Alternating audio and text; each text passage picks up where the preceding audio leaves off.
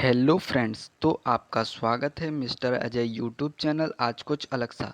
तो फ्रेंड्स, आज की इस वीडियो में मैं आपको एडोब फोटोशॉप के इमेज मेन्यू के बारे में बेसिक से लेके एडवांस तक सभी फंक्शन के बारे में बताने वाला हूं। तो फ्रेंड्स, बिना समय को गवाए इस वीडियो को करते हैं स्टार्ट। तो फ्रेंड्स, सबसे पहले आपको एडोब फोटोशॉप को ओपन कर लेना है। ओपन करने के बाद आपके सामने ऐसा इंटरफेस ओपन हो जाएगा। तो फ्रेंड्स, जैसा कि मैं आपको बता दूं, मैंने आपको एडोब फोटोशॉप के सभी टूल्स के बारे में बता दिया है। अगर आपने वो वाली क्लास नहीं देखी है तो आप उस वाली क्लास को भी देख लें। उसके बाद मैंने आपको एडोब फोटोशॉप के फाइल मेन्यू के बारे में भी बता दिया है और मैंने आपको एडोब फोटोशॉप के एडिट मेन्यू के बारे में भी बता दिया है। इसकी लिंक आपको वीडियो के डिस्क्रिप्शन में मिल जाएगी, आप वहां से देख सकते हैं। तो दोस्तों, आज की इस वीडियो में मैं आपको एडोब फोटोशॉप के इमेज मेन्यू के बारे में बताने वाला हूं। तो फ्रेंड्स, सबसे पहले आपको फाइल मेन्यू पर आना है। उसके बाद आपको ओपन पर ओके कर देना है। आपके जिस भी फाइल या फ़ोल्डर में इमेजेस डली हुई हैं, आप वहां से इमेज को ओपन कर सकते हैं। तो मैं यहां से इस इमेज को ओपन कर लेता हूं। ओपन करने के बाद आप यहां से इमेज को देख सकते हैं। उसके बाद मैं यहां से इमेज मेन्यू के बारे में आपको बताने के लिए सबसे पहले इमेज मेन्यू पर ओके कर देना है और मोड पर ओके करने के बाद आपके सामने एक लिस्ट ओपन हो जाएगी। आप यहाँ से देख सकते हो। बिटमैप का यूज करने के लिए सबसे पहले मैं यहाँ पर ग्रे स्केल पर ओके कर देता हूँ। जैसे ही मैं ग्रे स्केल पर ओके करता हूँ तो मेरे आप सामने ऐसा पॉपअप ओपन हो जाएगा। जैसे ही मैं यहाँ पर इस इमेज पर ओके करूँगा तो आपकी यह इमेज ब्लैक एंड वाइट हो जाएगी। जैसा कि आप यहाँ से देख सकते हो, आप इमेज को ब्लैक एंड वाइट करने के लिए ग्रे स्केल का यूज कर सकते हैं। उसके बाद आपको मोड पर ओके करना है और उसके बाद आपको बिट मैप पर ओके कर देना है। जैसे ही मैं बिटमैप पर ओके करूँगा, आपके सामने ऐसा पॉपअप ओपन हो जाएगा। आप यहाँ से रेजोल्यूशन, इनपुट और आउटपुट और मेथड को भी सिलेक्ट कर सकते हैं। आपको जो सा भी मेथड अच्छा लगे, आप उस मेथड को सिलेक्ट कर सकते हैं। तो मैं यहाँ से इस मेथड को सिलेक्ट करके ओके कर देता हूँ। तो आपकी यह इमेज एक स्क्रैच की तरह बदल जाएगी, जैसा कि आप यहाँ से इस इमेज को देख सकते हैं। उसके बाद मैं यहाँ से आपको दोबारा से बताने के लिए फिर से आपको इमेज मेन्यू पर लेके चलता हूँ। आपको इमेज मेन्यू पर ओके करना है और मोड पर ओके करने के बाद आपको बिट मैप पर ओके कर देना है। उसके बाद आपको मेथड पर आ जाना है और यहाँ से जौन सा भी आपको मेथड अच्छा लगे, आप उस मेथड को सिलेक्ट कर सकते हैं। तो मैं यहाँ से कस्टम पैटर्न पर ओके करके एक पैटर्न सिलेक्ट कर लेता हूँ। आपको कोई सा भी पैटर्न अच्छा लगे, आप यहाँ से सिलेक्ट कर लेना है। उसके बाद सिलेक्ट करने के बाद आपको ओके कर देना है। ओके करने के बाद आपकी यह इमेज एक पैटर्न में बदल जाएगी। इस प्रकार आप बिटमैप का यूज कर सकते हैं। उसके बाद आपको फिर से इमेज मेन्यू पर आ जाना है और मोड पर ओके करने के बाद आप यहाँ से ड्यूटोन फंक्शन देख सकते हैं। इसका प्रयोग भी इमेजेस में एक से अधिक कलर देने के लिए किया जाता है। तो मैं यहाँ से ड्यूटोन पर ओके कर देता हूँ। ओके करने के बाद आपके सामने ऐसा पॉपअप ओपन हो जाएगा। आप यहाँ से इमेजेस में कलर भी देख सकते हैं। तो मैं यहाँ से आपको बताने के लिए टाइप पर ओके कर देता हूँ और मोनोटोन पर ओके करने के बाद आप यहाँ से स्क्वायर कलर का बॉक्स देख सकते हैं। इस पर आपको ओके कर देना है। ओके करने के बाद आप यहाँ से कोई सा भी कलर सेलेक्ट कर सकते हैं और यहाँ से प्रीव्यू इमेज में देख सकते हैं। आपको यहाँ से ब्लैक कलर सेलेक्ट करके मैं बता देता हूँ और अप्लाई करने के लिए ओके कर देता हूँ। उसके बाद आपको यहाँ से कर्व पर ओके कर देना है। आपको माउस की लेफ़्ट क्लिक को प्रेस करते हुए कर्व को ऊपर लेके जाना है। तो आपकी यहाँ से डार्कनेस बढ़ जाएगी। जैसा कि आप यहाँ से देख सकते हैं, डार्कनेस को कम करने के लिए आप यहाँ से कर्व को नीचे लेके आना है। तो आपकी ब्राइटनेस इमेजेस में इस प्रकार बढ़ जाएगी। आप इसे कर्व का प्रयोग इस तरीके से कर सकते हैं। इसे अप्लाई करने के लिए आपको ओके कर देना है। उसके बाद आपको दूसरा कलर लेने के लिए टैब पर आ जाना है और आपको यहाँ से क्यूटोन पर ओके कर देना है। क्यूटोन पर ओके करने के बाद आपको कलर बॉक्स पर फिर से ओके कर देना है और यहाँ से कोई सा भी कलर आपको सेलेक्ट कर लेना है।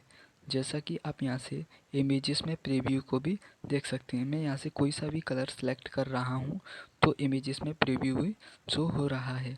तो मैं यहाँ से इस कलर को ले लेता हूँ, अप्लाई करने के लिए ओके कर देता हूँ।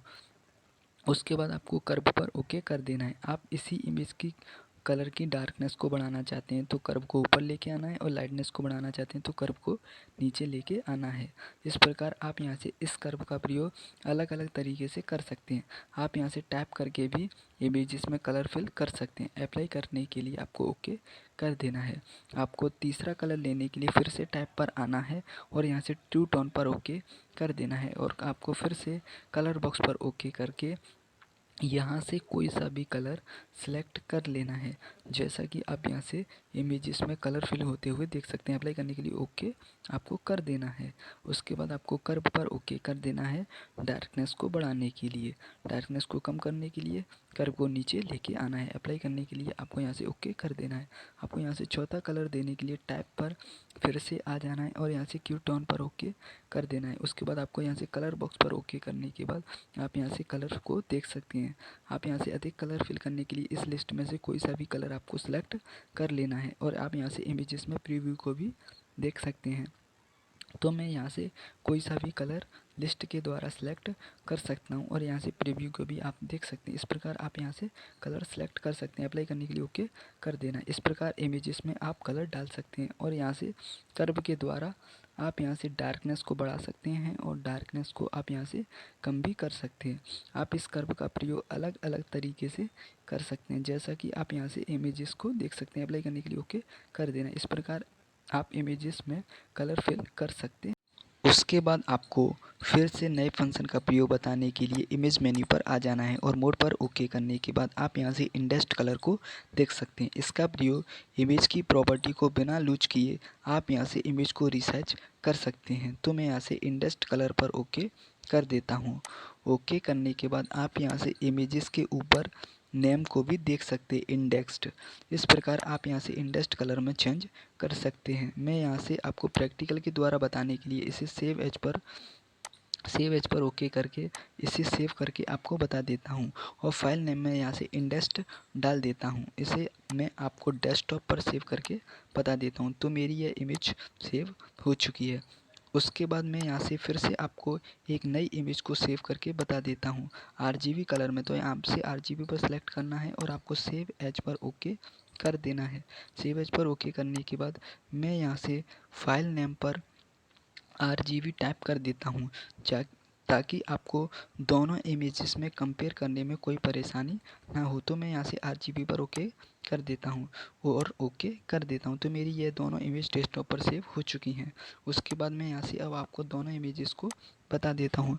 जैसा कि आप यहाँ से दोनों इमेजेस को देख सकते हैं। फर्स्ट इंडेक्स्ड, मैं इसे आपको ओपन करके बता देता हूँ। आप यहाँ से इमेज को देख सकते हैं। उसके बाद आपको माउस की राइट क्लिक को प्रेस कर देना है और प्रॉपर्टी पर आपको ओके कर देना है। आप यहाँ से इमेज की साइज़ को देख सकते हैं, 235 KB की हो चुकी है इंडेक्स्ड वाली इमेज। उसके बाद अब मैं आपको RGB वाली इमेज को ओपन करके बता देता हूँ। आप यहाँ से देख सकते हैं। उसके बाद आपको माउस की राइट क्लिक को प्रेस करना है और प्रॉपर्टी पर ओके कर देना है। उसके बाद आप यहाँ से इमेज के साइज़ को देख सकते हैं, 371 KB की हो चुकी है। इस प्रकार आप इंडेक्स्ड कलर का प्रयोग इमेज को रिसाइज करने के लिए कर सकते हैं। तो दोस्तों, जैसा कि आप यहाँ से देख सकते हो, मैंने यहाँ से आपको इंडेक्स्ड कलर के बारे में भी आपको बता दिया है। उसके बाद मैं यहाँ से अब आपको RGB कलर के बारे में बता दे रहा हूँ। इसकी फुल फॉर्म होती है रेड, ग्रीन और ब्लू। कलरफुल इमेज बनाने के लिए RGB कलर का यूज किया जाता है। उसके बाद आपको यहाँ से CMYK के कलर पर ओके कर देना है। प्रिंटिंग से संबंधित कार्य करने के लिए CMYK के कलर का ही यूज किया जाता है। जब आप कोई प्रिंट निकालते हैं तो CMYK के कलर का ही यूज किया जाता है। उसके बाद आपको यहाँ से लैब कलर पर ओके कर देना है। जैसा कि आप यहाँ से लैब कलर को देख सकते हैं। तो फ्रेंड्स, जैसा कि मैं आपको बता दूं, इन तीनों कलर में कोई विशेष अंतर नहीं होता है। आप कोई इमेज बनाते हो या कोई प्रिंट करते हो या लैब कलर होते हैं, इन तीनों का प्रयोग अलग अलग तरीके से आप कर सकते हो। इस प्रकार यूज किया जाता है। उसके बाद आप यहाँ से मल्टीपल चैनल देख सकते हो। इसका प्रयोग भी इमेजेस में एक साथ बहुत सारे कलर को मिक्स करने के लिए किया जाता है। तो मैं यहाँ से मल्टीपल चैनल पर ओके कर देता हूँ। तो आप यहाँ से इमेजेस में कलर देख सकते हो। इस प्रकार आप यहाँ से मल्टीपल चैनल का प्रयोग एक से अधिक कलर को मिक्स करने के लिए कर सकते हैं। उसके बाद आप यहाँ से 8 बिट चैनल देख सकते हैं। ज़्यादातर कार 8 बिट चैनल में ही होते हैं। आप यहाँ से 16 बिट चैनल का यूज करने के लिए ग्रे स्केल पर ओके कर देना है। उसके बाद आपको यहाँ से 16 बिट पर ओके कर देना है। तो मैं यहाँ से 16 बिट पर ओके कर देता हूँ। 16 बिट पर ओके करने के बाद आपके माउस का पॉइंटर कुछ इस तरीके से शो होने लगेगा, जैसा कि आप यहाँ से देख सकते हो। आप यहाँ से कोई सा भी कार्य नहीं कर पाएंगे। तो आप यहाँ से कोई सा भी कार्य करते हो तो आपके सामने ऐसा एरर ओपन हो जाएगा। इसलिए 16 बिट के चैनल का यूज बहुत कम यूज किया जाता है। उसके बाद आपको यहाँ से 8 बिट पर ओके कर देना है। उसके बाद आप यहाँ से कलर टेबल का यूज करने के लिए आपको इस इमेज को इंडेक्स्ड कलर में चेंज करना पड़ेगा। तो मैं यहाँ से इस इमेज को इंडेक्स्ड कलर पर चेंज कर देता हूँ। उसके बाद आपको फिर से इमेज मेन्यू पर आना है और मोड पर ओके करने के बाद कलर टेबल पर ओके कर देना है। कलर टेबल पर ओके करने के बाद आपके सामने ऐसा पॉपअप ओपन हो जाएगा। आप यहाँ से अलग अलग पैटर्न का यूज कर सकते हैं। आप यहाँ से इमेजेस में चेंज को भी देख सकते हैं। तो यहाँ से कलर टेबल का यूज इमेजेस में कलर देने के लिए किया जाता है। आप यहाँ से कोई सा भी कलर चेंज कर सकते हैं।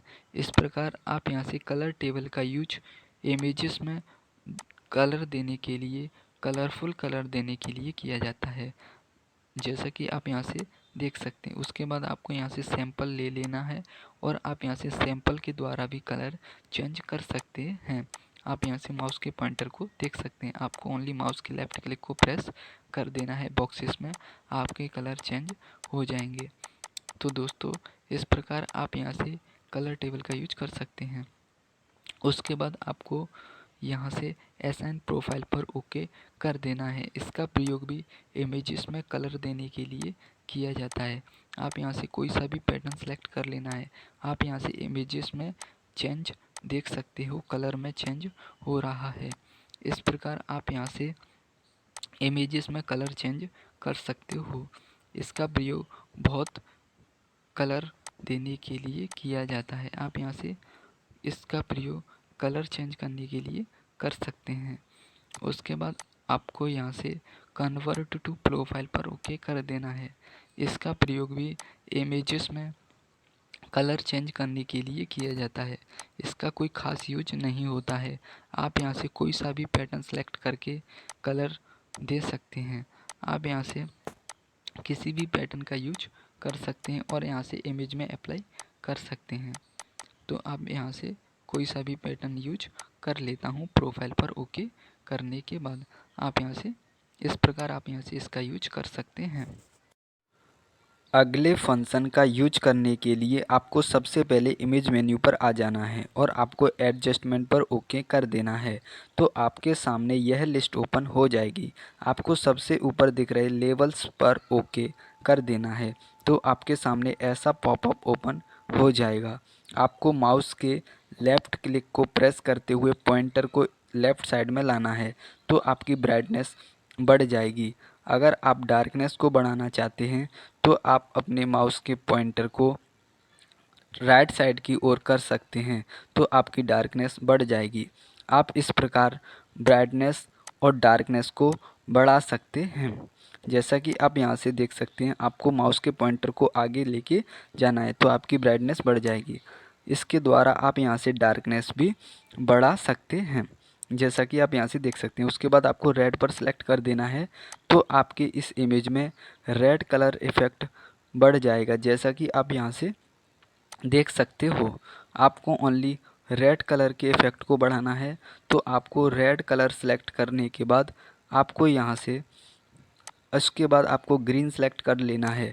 अगर आप इमेज पर ग्रीन इफ़ेक्ट को बढ़ाना चाहते हैं तो आप यहाँ से ग्रीन इफ़ेक्ट को भी बढ़ा सकते हैं, ग्रीन कलर में चेंजेस कर सकते हैं, जैसा कि आप यहाँ से देख सकते हो। इस प्रकार आप इमेज में ग्रीन कलर को बढ़ा सकते हो और इसमें चेंज कर सकते हैं। आप यहाँ से ब्लू कलर सेलेक्ट करने के बाद आप इस इमेज में ब्लू इफेक्ट को भी डाल सकते हैं। जैसा कि आप यहाँ से देख सकते हो, आप इस इमेज में ब्लू कलर डालने के लिए आपको यहाँ से ब्लू कलर सेलेक्ट करके यहाँ से माउस के पॉइंटर को लेफ़्ट साइड और राइट साइड में करने के लिए अगले फंक्शन का यूज करने के लिए आपको फिर से इमेज मेन्यू पर आना है और एडजस्टमेंट पर ओके करने के बाद आपको ऑटो लेवल्स पर ओके कर देना है। तो आपका यह इमेज पर ऑटो लेवल्स कलर लग जाएगा। उसके बाद आपको फिर से इमेज मेन्यू पर आना है और आपको ऑटो कॉन्ट्रास्ट पर ओके कर देना है। तो आपका इमेज पर ऑटो कॉन्ट्रास्ट लग जाएगा। उसके बाद आपको ऑटो कलर भी लगा देना है। तो आपका इस इमेज पर ऑटो कलर भी लग जाएगा। अगले फंक्शन का यूज करने के लिए आपको एक इमेज को ओपन कर लेना है। आपके जिस भी फाइल या फोल्डर में इमेजेस डली हुई हैं, आप वहां से इमेज को ओपन कर सकते हैं। तो मैं यहां से दोस्तों इस इमेज को ओपन कर लेता हूं। ओपन करने के बाद आपको इमेज मेन्यू पर आना है और एडजस्टमेंट पर ओके करने के बाद आपको कर्व पर ओके कर देना है, जिसकी शॉर्टकट की भी दी हुई है Ctrl+M। तो मैं यहाँ से कर्व पर ओके कर देता हूँ।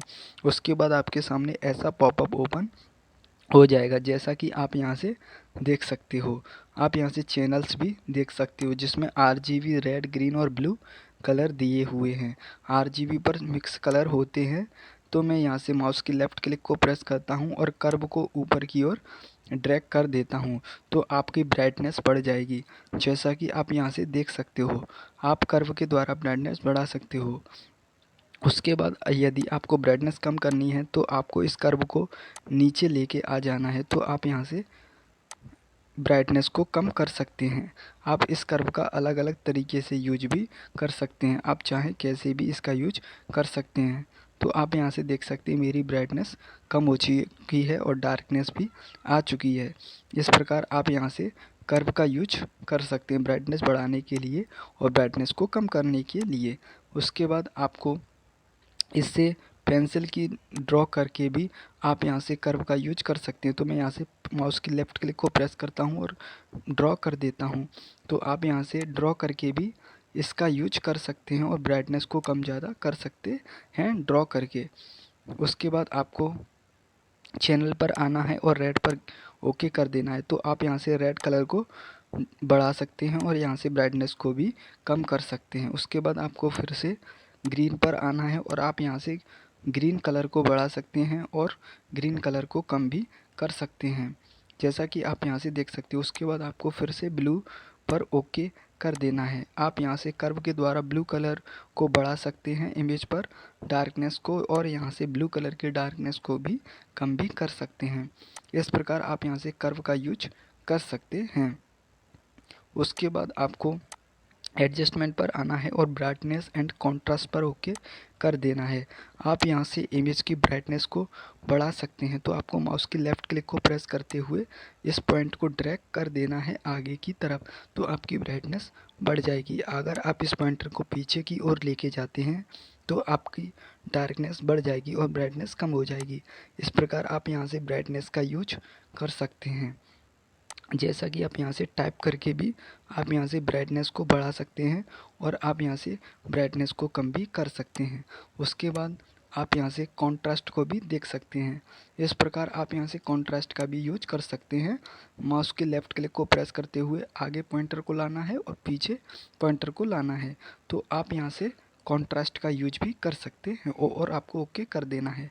तो आपका इस इमेज पर ब्राइटनेस और कॉन्ट्रास्ट अप्लाई हो जाएगा, जैसा कि आप यहाँ से देख सकते हो। उसके बाद आपको फिर से एडजस्टमेंट पर आना है और आपको यू सैचुरेशन पर आपको ओके कर देना है। उसके बाद आपके सामने ऐसा पॉपअप ओपन हो जाएगा। इसका प्रयोग भी इमेज में कलर डालने के लिए किया जाता है। जैसा कि आप यहाँ से एडिट में बहुत सारे मोड दे सकते हो। आप अलग अलग तरीके के कलर का यूज कर सकते हो। इस प्रकार आप माउस के पॉइंटर को आगे और पीछे लाकर ब्राइटनेस को बढ़ा सकते हो और इसमें बहुत सारे कलर्स का भी यूज कर सकते हो, जैसा कि आप यहाँ से देख सकते हो। इस प्रकार आप यहाँ से कलर का यूज कर सकते हो। आपको ओनली माउस के पॉइंटर को आगे पीछे करते जाना है। इस प्रकार आप यहाँ से बहुत सारे कलर्स का यूज भी कर सकते हो। उसके बाद आपको लाइटनेस पर जाना है और आपको यहाँ से ब्राइटनेस को बढ़ा सकते हैं और कम कर सकते हैं। उसके बाद आपको रेड पर ओके कर देना है, तो यहाँ से रेड कलर पर इफ़ेक्ट आ जाएगा। इस प्रकार आप यहाँ से ड्यू एंड सैचुरेशन का यूज कर सकते हैं। अब आपको डीएस्चुरेट पर ओके कर देना है, तो आपका इस इमेज पर इस तरह का इफेक्ट अप्लाई। उसके बाद अब आपको इमेज मेन्यू पर आना है और एडजस्टमेंट पर ओके करने के बाद आपको यहाँ से रिप्लेस कलर पर ओके कर देना है। उसके बाद आपको यहाँ से प्रीव्यू पर टिक लगा देना है और आपको यहाँ से ब्रश ले लेना है और यहाँ से सैंपल ले लेना है। उसके बाद लाइटनेस पर आ जाना है।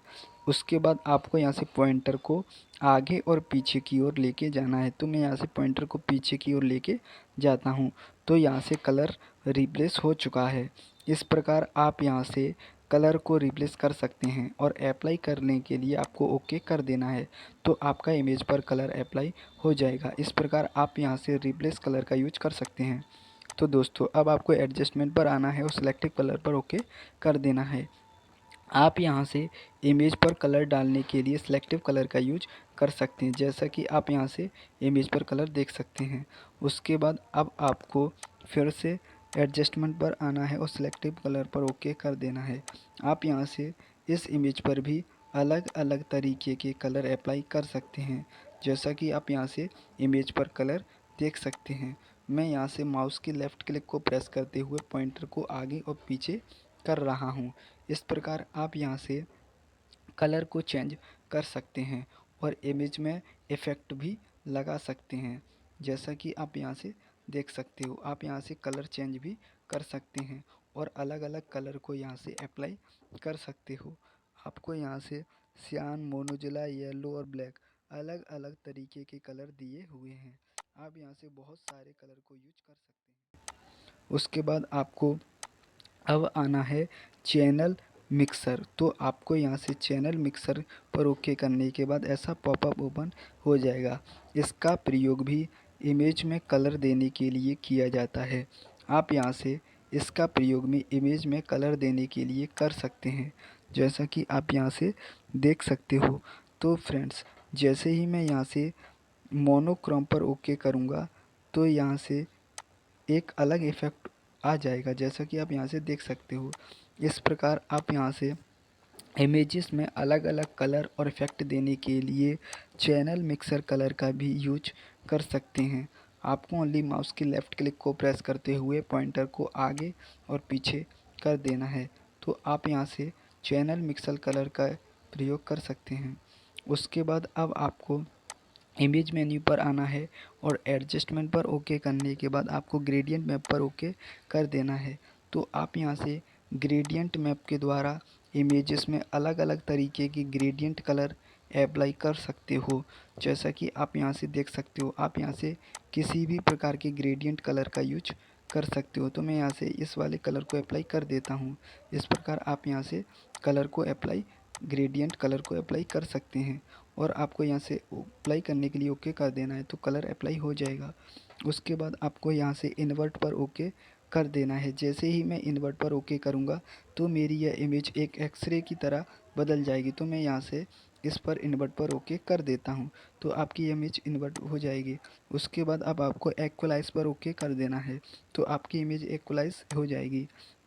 उसके बाद अब आपको यहाँ से थ्योर होल्ड पर ओके कर देना है, तो आपको यह इमेज एक स्क्रैच की तरह बदल जाएगी। आप यहाँ से माउस के पॉइंटर को आगे और पीछे लाकर एक अच्छी स्क्रैच में बदल सकते हैं, जैसा कि आप यहाँ से देख सकते हो।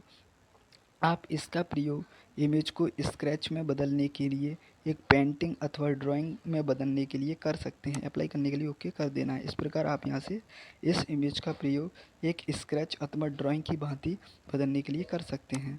उसके बाद अब आपको यहाँ से एडजस्टमेंट पर आना है और आपको यहाँ से पोस्टराइज पर ओके कर देना है, तो आपकी यह इमेज एक पोस्टर की तरह बदल जाएगी, जैसा कि आप यहाँ से देख सकते हो। आप यहाँ से लेवल्स में टाइप कर देना है, तो आपकी इमेज पर अप्लाई हो जाएगा।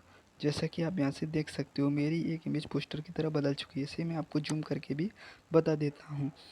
आपको जूम करने के लिए कंट्रोल प्लस का प्रयोग करना है, तो आपकी इमेज जूम हो जाएगी। इस प्रकार का इफेक्ट आपकी इमेज पर आ जाएगा पोस्टर की तरह। उसके बाद आपको फिर से इमेज मेन्यू पर आना है और एडजस्टमेंट पर ओके करने के बाद आपको यहाँ से वेरिएशंस पर ओके कर देना है। आप इसका प्रयोग अलग अलग वेरिएंट्स का देने के लिए कर सकते हैं। आपको ओनली माउस के लेफ़्ट क्लिक को प्रेस करते हुए अलग अलग पोस्टर पर ओके कर देना है, तो आपका यह इफ़ेक्ट आ जाएगा। आप यहाँ से ओरिजिनल और करंट इमेज को भी देख सकते हैं। तो मैं यहाँ से अलग अलग तरीके के यूज करने के बाद कलर डाल देता हूँ। उसके बाद मैं यहाँ से अब आपको ओके करके बता देता हूँ, तो आपकी इमेज कुछ इस तरीके से बदल जाएगी। आप इस प्रकार इसका प्रयोग कर सकते हैं। उसके बाद अब आपको मैंने यहाँ से मोड के सभी फंक्शन और एडजस्टमेंट के सभी फंक्शन के बारे में बता दिया है। अब मैं आपको यहाँ से डुप्लीकेट के बारे में बताने वाला हूँ। उसके बाद अब आपको डुप्लीकेट पर ओके कर देना है, तो आपके सामने ऐसा पॉपअप ओपन हो जाएगा। इसका प्रयोग एक डुप्लीकेट इमेज बनाने के लिए किया जाता है। तो मैं यहाँ से ओके पर ओके कर देता हूँ, तो आपकी इमेज की एक डुप्लीकेट इमेज बनकर तैयार हो जाएगी, जैसा कि आप यहाँ से देख सकते हो। उसके बाद अब आपको अप्लाई इमेज पर ओके कर देना है। तो जैसे ही मैं अप्लाई इमेज पर ओके करूँगा, तो आपके सामने ऐसा पॉपअप ओपन हो जाएगा। इसका प्रयोग इमेजेस में कलर देने के लिए किया जाता है। तो मैं यहाँ से चैनल पर रेड सेलेक्ट करता हूँ तो ऐसा इफेक्ट आ जाएगा, ग्रीन सेलेक्ट करता हूँ तो ऐसा इफेक्ट आएगा, और ब्लू सेलेक्ट करता हूँ तो इमेज पर ऐसा इफेक्ट आएगा। तो मैं यहाँ से अब इन्वर्ट पर ओके कर देता हूँ, तो आपकी यह इमेज एक इन्वर्ट में बदल जाएगी, एक एक्सरे में बदल जाएगी। उसके बाद आप यहाँ से अलग अलग तरीके के इफ़ेक्ट का प्रयोग कर सकते हैं, जैसा कि आप यहाँ से इमेजेस में चेंजेस को भी देख सकते हैं। आप यहाँ से इमेजेस में नए नए इफ़ेक्ट देने के लिए प्रयोग कर सकते हैं। उसके बाद ओके करके अप्लाई कर सकते हैं। उसके बाद अब आपको यहाँ से कैलकुलेशन पर ओके कर देना है। इसका प्रयोग भी इमेजेस में अलग अलग तरीके के कलर देने के लिए किया जाता है, लेकिन इसमें एक से अधिक सोर्स को मिक्स कर दिया जाता है। तो मैं यहाँ से पहले सोर्स में यहाँ से ब्लू सेलेक्ट कर लेता हूँ, तो इमेजेस में कुछ इस तरीका का अप्लाई हो जाएगा। ग्रीन पर कुछ इस तरीके का अप्लाई होगा। सोर्स 2 में आपको यहाँ से अब रेड सेलेक्ट कर देना है, तो आपका यहाँ से चैनल मिक्स हो जाएगा। सोर्स 1 और सोर्स 2 को मिलाने के बाद दोनों चैनल मिक्स हो जाते हैं। उसके बाद मैं यहाँ से इन्वर्ट पर ओके कर देता हूँ, तो आपकी यह इमेज एक इन्वर्ट में बदल जाएगी। आप यहाँ से दोनों चैनल को मिक्स करके इनका प्रयोग कर सकते हैं। तो मैं यहाँ से अलग अलग तरीके के ब्लेडिंग या मोड्स ले सकता हूँ।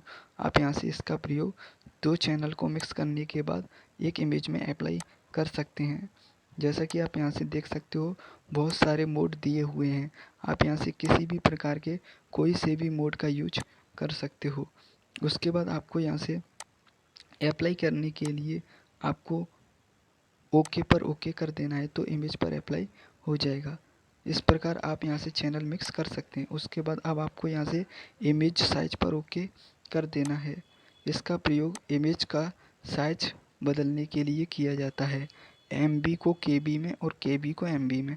आप इस इमेज की विड्थ और हाइट को भी चेंज कर सकते हैं। तो मैं यहाँ से विड्थ को चेंज करने के लिए विड्थ वाले कॉलम पर आता हूँ, और मैं यहाँ से विड्थ को 600 कर देता हूँ। तो आप यहाँ से पिक्सल डायमेंशन में देख सकते हैं, मेरी यह इमेज 554 केबी की बदल चुकी है। इस प्रकार आप इसका प्रयोग एमबी से केबी में इमेज को बदलने के लिए कर सकते हैं। आप चाहें उतनी विड्थ इमेज की रख सकते हैं, तो हाइट ऑटोमेटिक चेंज हो जाएगी, जैसा कि आप यहाँ से देख सकते हैं। तो मैं यहाँ से अब विड्थ को 1200 ले लेता हूँ, तो आप यहाँ से देख सकते हैं 2.16 mm की हो चुकी है। मैं यहाँ से विड्थ को 1500 लेके अप्लाई कर देता हूँ, तो आपकी यह इमेज हाई क्वालिटी में अप्लाई हो जाएगी, जैसा कि आप यहाँ से देख सकते हैं। मैं यहाँ से आपको दोबारा से बताने के लिए फिर से इमेज साइज पर ओके कर देता हूँ, और मैं यहाँ से अब यहाँ से विड्थ को 200 ले लेता हूँ। आप यहाँ से पिक्सल डायमेंशन में देख सकते हैं 62 केबी की इमेज बदल चुकी है। मैं यहाँ से अप्लाई करने के लिए ओके कर देता हूँ, तो आपकी यह इमेज अप्लाई हो चुकी है। आप इसे जूम करके देख सकते हैं। उसके बाद नए फंक्शन का यूज करने के लिए मैं यहाँ से एक इमेज को ले लेता हूँ। इमेज को लेने के बाद आप यहाँ से देख सकते हैं। उसके बाद आपको फिर से इमेज मेन्यू पर आना है, और आपको कैनवास साइज पर ओके कर देना है। आप नीचे पट्टी लेने के लिए रिक्त स्थान को नीचे खाली छोड़ देना है, और हाइट में आपको 5 इंच सेलेक्ट कर लेना है और ओके कर देना है, तो आपके इमेज के नीचे एक पट्टी आ जाएगी। आप इस प्रकार पासपोर्ट साइज़ फ़ोटो बनाने के लिए अगले फंक्शन का यूज करने के लिए आपको सबसे पहले एक इमेज को ओपन करके बता देता हूँ। आपके जिस भी फाइल या फ़ोल्डर में इमेजेस डली हुई हैं आप वहाँ से ओपन कर सकते हैं। तो दोस्तों मैं यहाँ से इस इमेज को ओपन कर लेता हूँ। ओपन करने के बाद आपको इमेज मेन्यू पर आना है और रोटेट कैनवास पर ओके करने के बाद आपको यहाँ से 80 डिग्री पर ओके कर देना है। तो आपकी यह इमेज 80 डिग्री पर घूम जाएगी। उसके बाद आपको यहाँ से 80 डिग्री पर ओके करने के बाद आपको फिर से सीधी इमेज कर देना है।